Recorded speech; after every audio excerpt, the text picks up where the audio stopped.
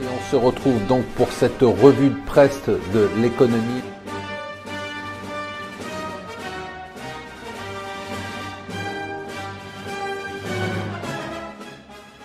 Bonjour et bienvenue sur Mon Financier pour le Morning Zapping du jour. Nous sommes le vendredi 23 novembre. Alors, qu'est-ce qu'il y a dans l'actualité? Beaucoup de choses. Bien évidemment, c'est le Black Friday, ça y est, c'est parti, tout est en solde, à commencer par la bourse, les pays émergents, l'action Apple, l'action Amazon, le Nasdaq, les indices boursiers du monde entier, l'action Renault qui a moins 30 en parlant de Renault, ça y est, il s'est fait virer de la présidence de Nissan, donc comme prévu, il y a eu le conseil d'administration hier et ils l'ont viré sans attendre.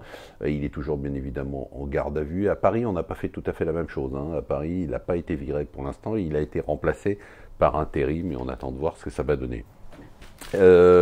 Intéressant l'article dans Les Échos sur la dette de la zone euro, c'est assez effrayant quand même. Il va falloir qu'on lève 850 milliards d'euros et devinez qui sont les deux pays qui ont le plus d'argent à lever l'année prochaine sur les marchés pour financer leur dette. Oui, vous avez gagné, c'est l'Italie, 240 milliards, et la France, 215 milliards. Évidemment, l'Allemagne n'a besoin de rien puisqu'elle est en surplus budgétaire.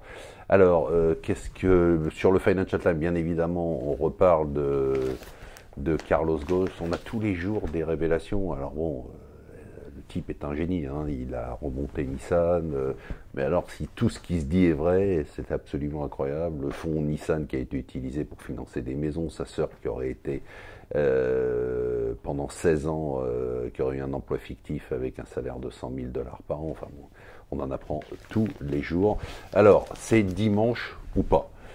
Dimanche, ça sera normalement le sommet de l'Union européenne qui doit valider l'accord avec la Grande-Bretagne sur le Brexit. C'est qu'une étape, mais c'est une étape quand même très importante. Donc il semble qu'on y est. L'Espagne dit qu'elle ne validera pas parce qu'elle n'a pas la main sur l'avenir de Gibraltar.